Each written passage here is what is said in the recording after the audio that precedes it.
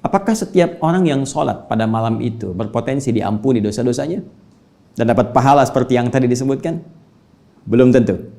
Sekali lagi, maaf sekali, jika ada satu anugerah yang besar, mustahil tidak bersanding dengan syarat-syarat yang tertentu. Saya sering katakan, kompetisi yang hebat itu, yang hadiahnya besar, pasti syaratnya pun ketat. Karena orang lain sholat, saya sholat. Karena ingin merasakan kenikmatan kalau imamnya si fulan. Karena ingin supaya rame saja, karena ingin supaya meriah saja. Kalau orang hanya sekedar bangkit sholat karena orang lain sholat dan ingin merasakan kemeriahan saja, ya ingin meraih kenikmatan semu saja, maka tidak ada beda ini dengan yang dimaksudkan Nabi SAW. Rabba qa'imin laisa lahu min qiyamihi illa as-sahar. Tidak sedikit nanti ada ditemukan orang bangun, orang sholat tak mendapatkan apapun dari sholatnya kecuali lelah begadang saja. Ini kalimatnya indah sekali. Ya Allah, aku tak pernah goyah. Aku yakin hanya Engkau yang maaf, mengampuni dosa-dosa, menggugurkan semua salah. Dan aku yakin tanpa goyah, ya Allah, Engkau mencintai setiap yang mau minta maaf. Engkau mencintai setiap orang-orang yang mau bertobat. Fa'fu anni. Maka dengan sifat cintamu ini, mohon maafkan kesalahan hamba. Teman-teman sekalian, penting dicatat. Ustaz, apakah untuk mendapatkan kemuliaan ini mesti ke masjid? Atau bisa diraih di rumah? Teman-teman sekalian, Lailatul Qadar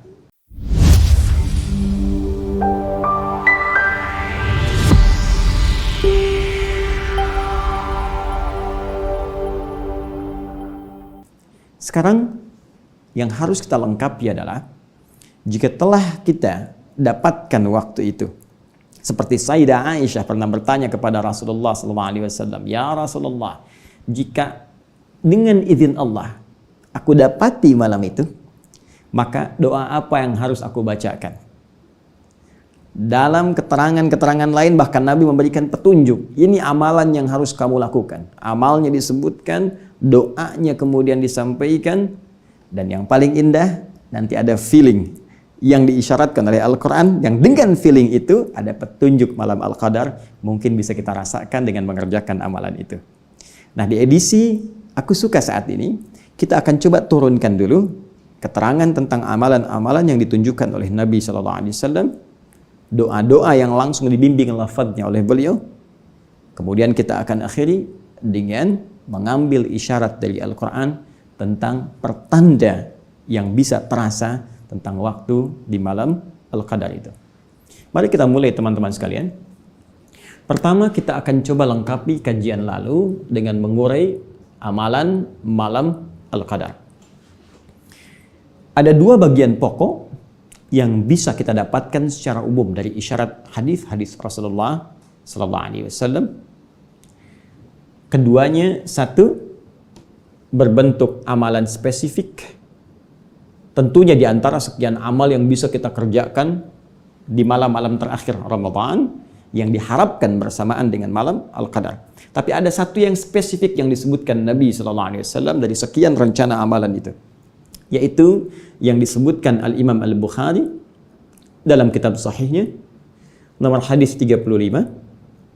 Juga demikian Al-Imam Muslim dalam kitab sahihnya nomor hadis 765.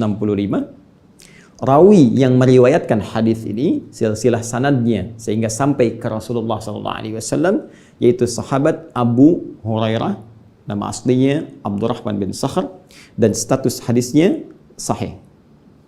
Apa yang Nabi sampaikan? Qala Rasulullah SAW, man yaqum Lailatul Qadri. Ada redaksi lain menyebutkan man qama Lailatul Qadri. Baik. Keduanya memiliki makna yang identik, yaitu siapa yang mampu menunaikan sholat ya bersamaan di malam Al-Qadar.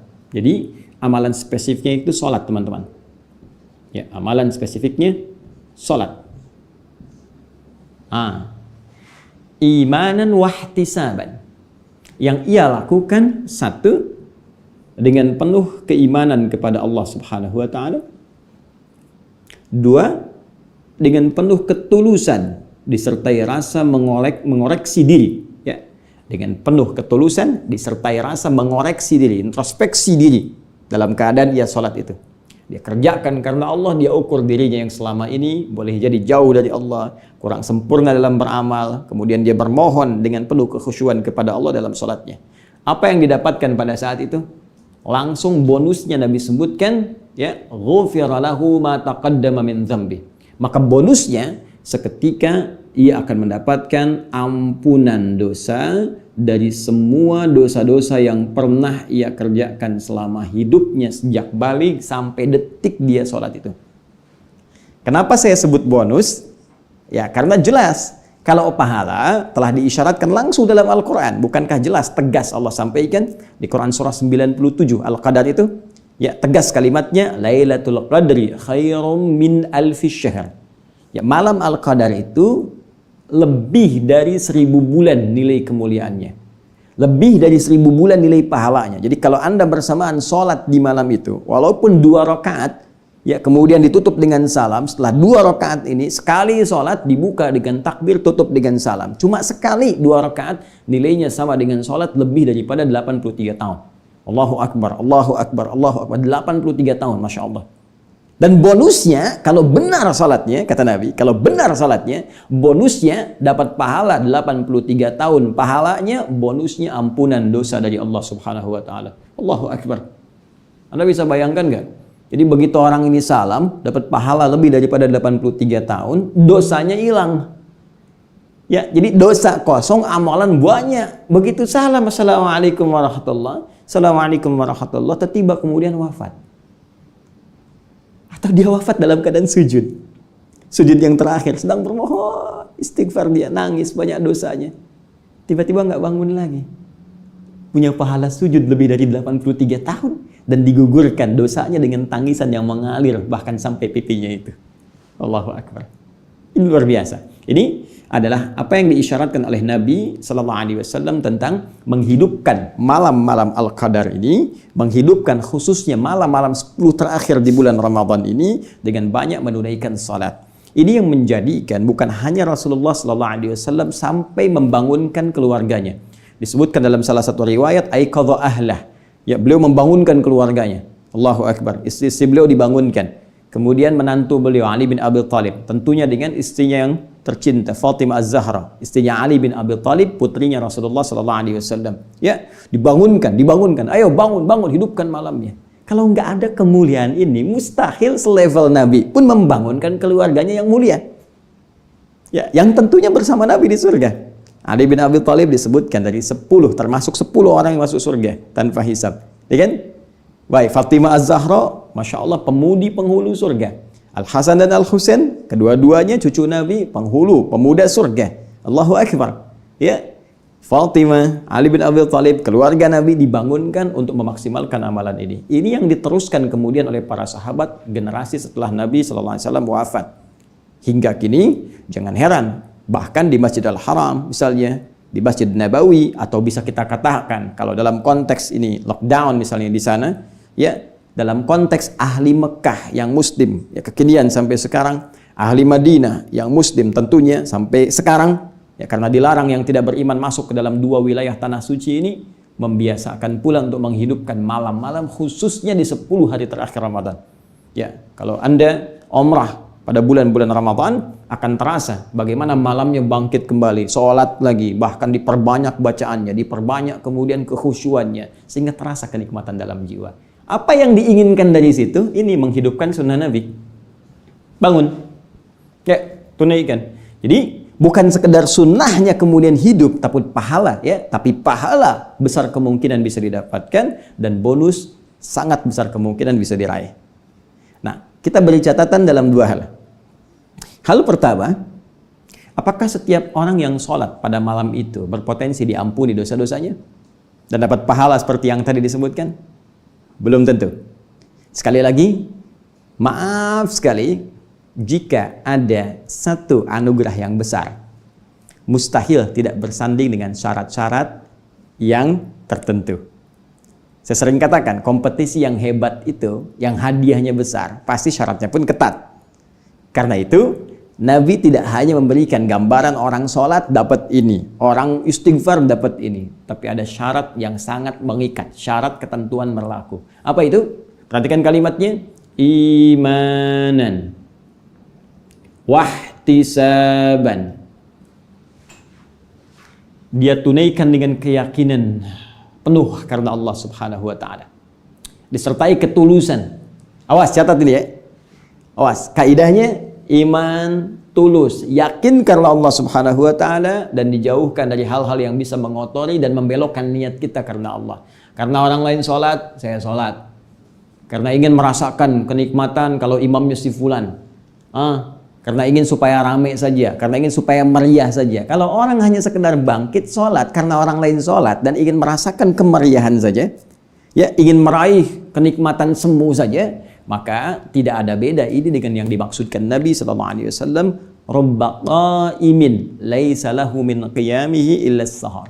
Tidak sedikit nanti ada ditemukan orang bangun, orang sholat tak mendapatkan apapun dari sholatnya kecuali lelah begadang saja. Dia tunggu sampai malam sholat tapi niatnya keliru.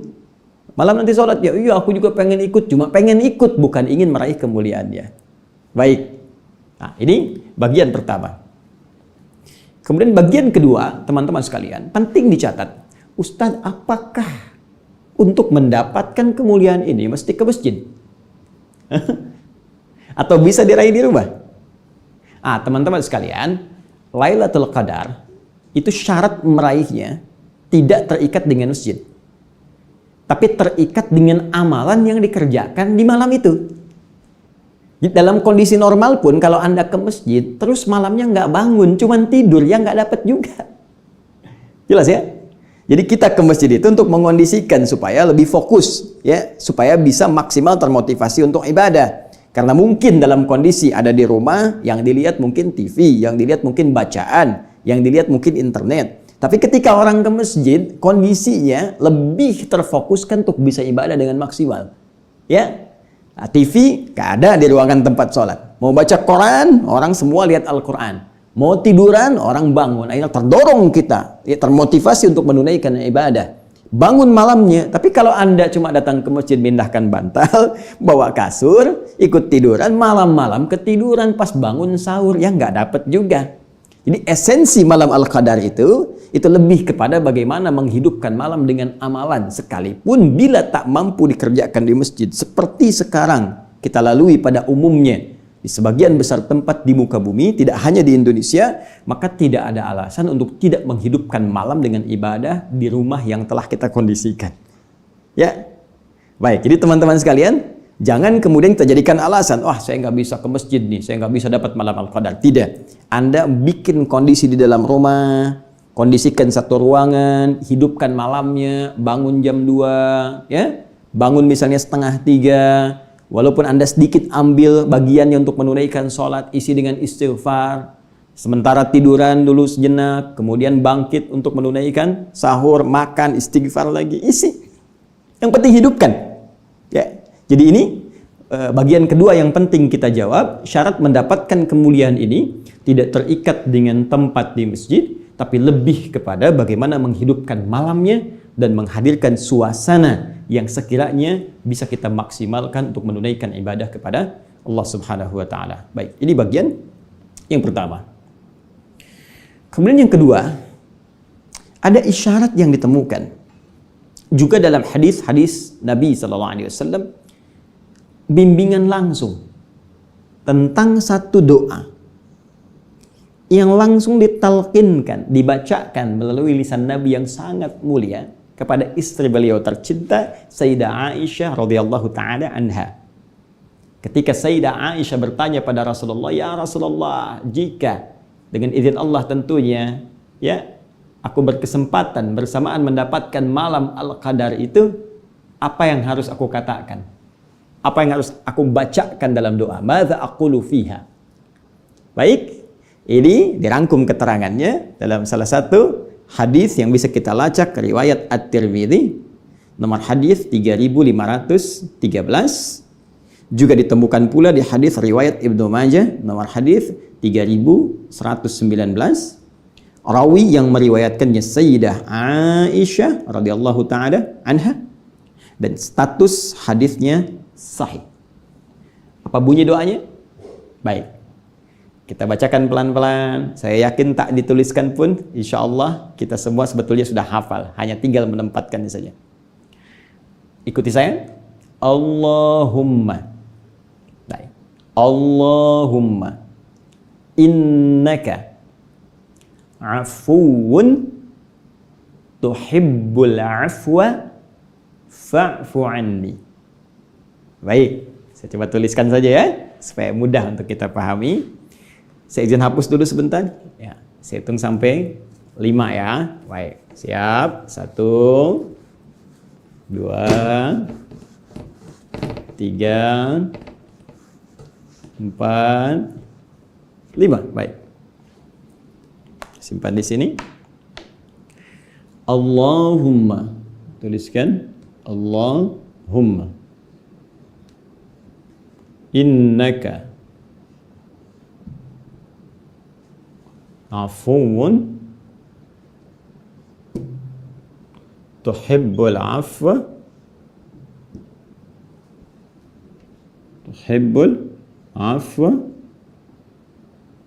fa'fu anni. Masya Allah. Allahumma innaka afuwan tuhibbul afwa fa'fu anni. Ya Allah, ingat Allahumma itu penyatuan antara ya dengan Allah, disatukan menjadi Allahumma. Dan kalimat ini tidak diucapkan kecuali dengan penuh kerendahan hati dan ketawadhuan. Ini yang dimaksud Quran surah ke-7 ayat 205. Wadhkur rabbaka fi nafsika tadarruan wa khifatan wa dunal jahri minal qaul. Ya, berdoa. Ya, sebut nama Rabbmu dalam jiwamu, mohon dengan penuh ketawadhuan dan penuh harap. Jadi kalau berdoa kata Quran tuh harus optimis minta, penuh harap tapi tawadhu sifatnya. Ya, sifatnya tawadhu. Baik, jadi ketika Anda mengucapkan Allahumma, minta dengan penuh kekhusyuan, ketawadhuan.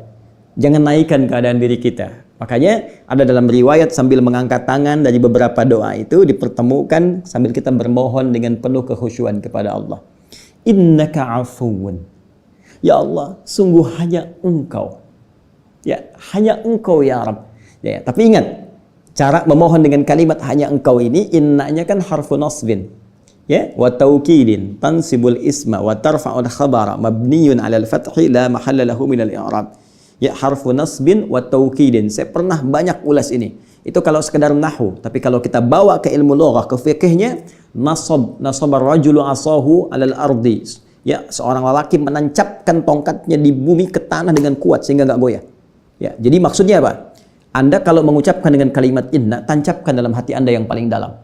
Seakan Anda mengatakan begini, ya Allah, sungguh hamba sangat yakin dengan keyakinan yang tak pernah goyah dalam jiwa hamba. Hanya Engkau afuun yang maha pemaaf. Hanya Engkau yang pasti memaafkan semua salah tanpa kecuali. Hanya Engkau yang pasti menggugurkan semua dosa-dosa jika hamba ada yang ingin bertobat kembali kepadamu. Tuhibbul afwa. Dan Engkau mencintai orang-orang yang ingin minta maaf, minta ampun kepadamu. Ini kalimatnya indah sekali. Ya Allah, aku tak pernah goyah. Aku yakin hanya Engkau yang maha maaf, mengampuni dosa-dosa, menggugurkan semua salah. Dan aku yakin tanpa goyah ya Allah, Engkau mencintai setiap yang mau minta maaf.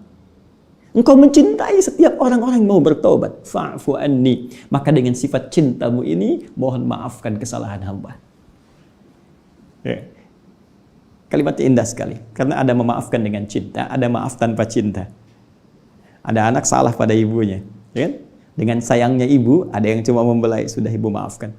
Ada yang menangis sajalah, sudah nak, sudahlah. Lupakan semua itu. Tapi ada orang yang datang, ya karena perselisihan mau minta maaf, tapi cinta belum hadir, sehingga kalimat-kalimat kasar yang keluar. Kan sudah saya bilang dari dulu, mau begini. Nah, tidak. Nabi mengajarkan kepada kita, ya Allah, ya, Engkau mencintai orang-orang yang minta maaf. Hambamu yang mohon ampunan. Maka dengan cintamu itu mohon maafkan hamba. Indah kalimatnya. Baik ya? Dosa apapun, sepanjang nyawa belum di kerongkongan. Anda pernah berbuat apapun. Ya, perbuatan-perbuatan yang sangat masuk bahkan dalam kategori dosa besar. Ya, perbuatan musyrik, kadang-kadang nggak sadar, ria itu musyrik kecil. Ya, ingin dilihat orang, ingin didengar orang, apalagi musyrik betulan. Hati-hati dalam konteks betulan yang saya sebutkan yang nyata benar-benar termasuk dosa besar yang disebutkan langsung oleh Nabi sallallahu alaihi wasallam. Ya, meminta kepada selain Allah Subhanahu wa taala, datang ke dukun-dukun, datang ke paranormal, ya, ke benda-benda tertentu, merasa ada dikeramatkan, memberikan satu kekuatan dan sebagainya. Tinggalkan semua itu, kembali kepada Allah, minta ampun. Mungkin itulah detik perubahan dalam kehidupan kita. Detik-detik yang sangat menentukan dalam hisab kita saat kembali kepada Allah Subhanahu wa taala. Ingat, ketika momennya ada, maka semua kemuliaan dan kebahagiaan boleh jadi akan menghampiri kita semua. Satu poinnya itu.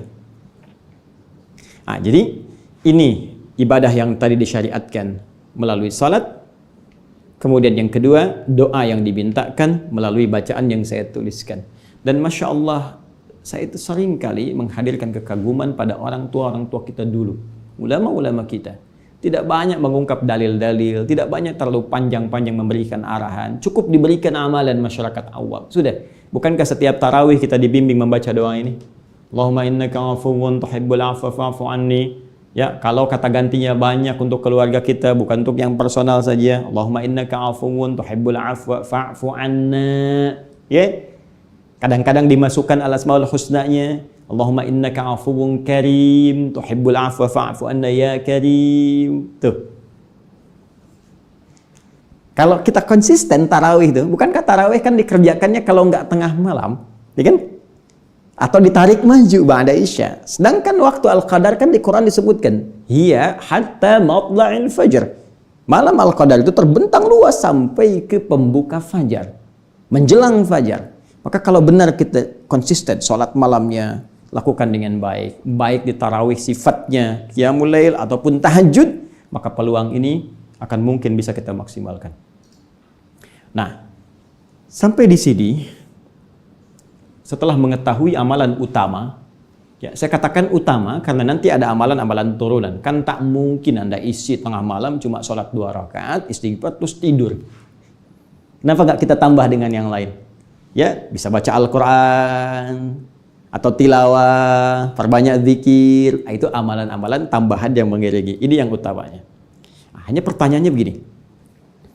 Apakah semua orang yang bahkan bangun di malam-malam akhir Ramadan untuk mengejar keutamaan Al-Qadar khususnya bisa otomatis bersemangat menunaikan ibadahnya? Atau belum tentu setiap orang yang bangun bisa langsung bisa fokus ibadah. Kalau tidak semua bisa seperti itu, karena boleh jadi ada yang sudah terbiasa gampang bangun. Ada yang baru ingin memulai 20 hari ke belakang nggak ngapa-ngapain, dia kejar yang 10 malam terakhir. Belum tentu keinginan itu akan disertai dengan kebiasaan. Karena belum jadi kebiasaan, belum tentu mudah untuk bangun di malam harinya. Dan kalaupun sekali bangun, belum tentu khusyuk. Ya. Harap-harap bangun jam 2, bangun setengah 2. Tapi baru bangun karena belum biasa, nunggu, begini, tiba-tiba udah setengah 4. Baik, wudhu dan seterusnya. Nah sekarang, apakah ada tips dari Al-Quran? Dan hadis-hadis Nabi SAW, kalau saya ingin bangun dan memfokuskan diri, seperti apa cara bangunnya? Bagaimana saya bisa memfokuskan diri dan di mana tempatnya? Nah, teman-teman sekalian, dalam bahasa Arab, jika Anda ingin mengonsentrasikan diri, fokus terhadap sesuatu, dalam kondisi tertentu khusus, yang sulit dipalingkan pada yang lain, maka bahasa Arabnya disebut dengan akafa. Ya, kata kerjanya disebut dengan akafa. Saya tuliskan begini. Ain, kaf, ha. Ain, kaf, fa, ya. Ain, kaf, fa. Akafa. Baik. Orangnya disebut akif. Alladzi lazima bihi. Akif. Orang yang konsisten terhadap sesuatu, fokus dan sulit untuk berpaling.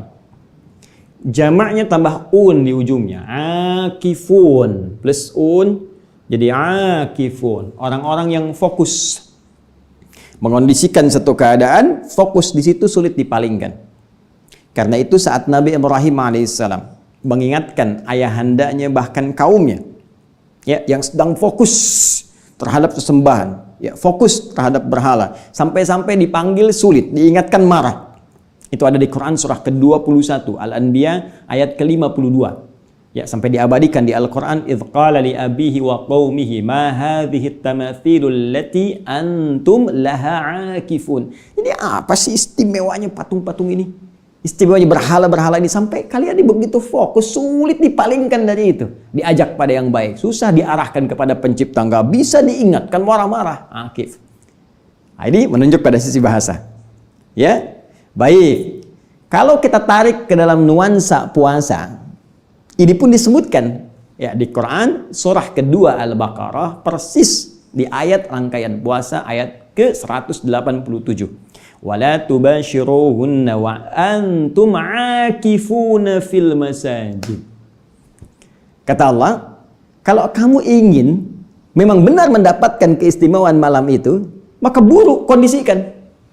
Cari tempat dalam suasana normal, pergi ke masjid-masjid, cari spesifik, kondisikan tempatmu di situ. Fokus mencari ibadah-ibadah, fokus cari tempat-tempat yang spesifik dalam masjid pun bisa membuat kamu bisa nyaman ibadah. Ya, makanya Nabi kan ada spesifik tempat khusus beliau. Sampai sekarang dikenal dengan tiang tahajudnya Nabi.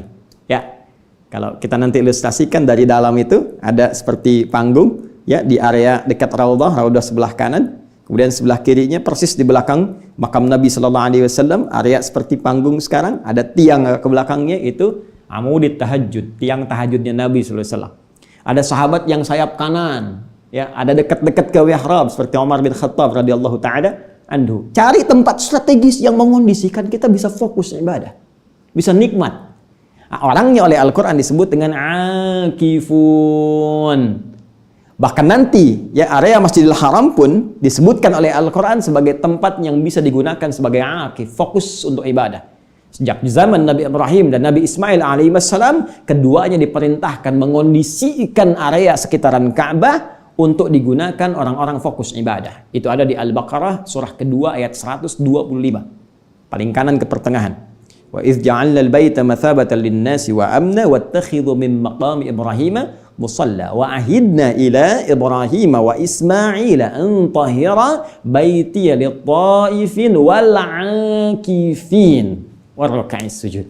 Allah perintahkan pada Nabi Ibrahim, Nabi Ismail alaihissalam, bersihkan area-area ini, bersihkan area-area Ka'bah nanti untuk orang-orang yang salat, ya, orang-orang yang tawaf sebelumnya, juga orang-orang yang akan fokus untuk beribadah kepada Allah Subhanahu wa taala. Nah, jika kita ingin berusaha menjadi orang yang fokus ini, akif, dan mengondisikan diri, menyiapkan perlengkapan yang bagus, mengatur waktu yang terbaik, mencari tempat-tempat strategis supaya mengambil substansi dari apa yang disebutkan tadi, maka jika kita ingin berusaha mewujudkan itu secara bahasa, tambahkan hamzah wasal di depannya, alif begini, kemudian ta setelah huruf pertama dari kata asal. Kata asal akafa, huruf pertama, setelahnya tambah ta. Ini. Yang ini diharakati kasrah, iya. Yang ini pindahkan ke ta begini. Sedangkan ini jadi mati. Berubah dari akafa menjadi i'takafa. Ya'takifu. I'takafa talibu, ya, lil qiraati wal muraja'ah. Seorang siswa berusaha untuk fokus konsentrasi membaca dan mengulang-ulang pelajarannya. Maksudnya apa? Fokus sulit dipalingkan. Itu fungsi hamzah wasal di depan, alif ada yang menyebutkan, kemudian ta. Usaha untuk fokus dan sungguh-sungguh terhadap sesuatu sehingga tidak dipalingkan pada kegiatan-kegiatan lain. Kata kerja infinitifnya i'takafa, sifatnya disebut dengan i'tikaf. Sifatnya disebut dengan i'tikaf. I'takafa, ya'takifu, i'tikafan. Dari sini muncul istilah kita untuk i'tikaf di 10 hari terakhir bulan Ramadan. Ya, di malam-malam terakhir Ramadan. Sering dengar kan istilah itu? Nah, jadi i'tikaf itu asalnya fokus usaha yang sungguh-sungguh untuk fokus terhadap sesuatu sehingga merasakan manfaat dari apa yang difokuskan itu. Nah, sekarang persoalan kita adalah satu, bukankah untuk fokus i'tikaf ini perlu tempat? Nah, kalau lazimnya baik dari nas Al-Quran ataupun hadis, bahkan contohnya langsung disebutkan di masjid, dan sekarang suasana masjidnya bagi sementara tempat bahkan di Indonesia sulit untuk dilakukan i'tikaf, terutama daerah-daerah yang zona merahnya langsung berada di sekitaran itu. Pertanyaannya, apakah i'tikaf bisa dilakukan di luar masjid? Satu. Kedua, perlengkapan apa yang disiapkan saat akan i'tikaf itu? Dan ketiga, materi rencana-rencana amalan apa yang bisa mengondisikan kita untuk fokus ibadah saat i'tikaf itu. 3 PR ini, 3 pertanyaan besar ini tentunya akan lebih manfaat, akan lebih terasa fokus, dan akan lebih terkonsentrasikan jika kita uraikan dalam pembahasan tersendiri di hari ke-21 dalam episode Aku Suka 21 Ramadan di pertemuan esok insyaallah. Nah, karena itu sebelumnya saya simpulkan dulu bahwa yang pertama, jika kita sudah hadir di malam-malam 10 terakhir Ramadan dan akan dimulai pada malam hari ini, maka kondisikan diri kita untuk bisa bangun di malam hari walaupun cuma sebentar. Kedua, siapkan amalan terbaik, setidaknya amalan utama yang ditunjukkan Nabi, yaitu salat. Dan minta kepada Allah dengan penuh ketulusan, baik dalam sujud ataupun dalam doa-doa pasca salat. Kalimat yang diajarkan langsung oleh beliau kepada istri tercinta beliau, Sayyidah Aisyah radhiyallahu taala anha, Allahumma innaka afuwun tuhibbul afwa fa'fu anni, atau fa'fu anna untuk keseluruhan. Dan jangan lupa selanjutnya, lakukan semua itu dengan keyakinan kuat kepada Allah dan ketulusan, keikhlasan, tidak untuk yang lain. Terakhir, untuk mendapatkan kenikmatan semua itu, kita harus berusaha untuk fokus. Mencari tempat strategis, menghidupkan suasana yang nyaman, sehingga kenikmatan ibadah itu akan terasa dalam kehidupan kita. Lailatul Qadar adalah malam yang sangat istimewa. Malam yang nilainya lebih baik dari 1000 bulan. Tidak semua orang diberi kesempatan untuk meraihnya. Dan tidak semua orang yang hidup di bulan Ramadan mampu mendapatkannya. Oleh karena itu, jangan sia-siakan 10 malam terakhir Ramadan. Perbanyak salat, doa, istighfar, dan membaca Al-Quran. Semoga Allah mempertemukan kita dengan malam Lailatul Qadar, mengampuni dosa-dosa kita, dan menerima seluruh amal ibadah kita. Amin ya Rabbal Alamin.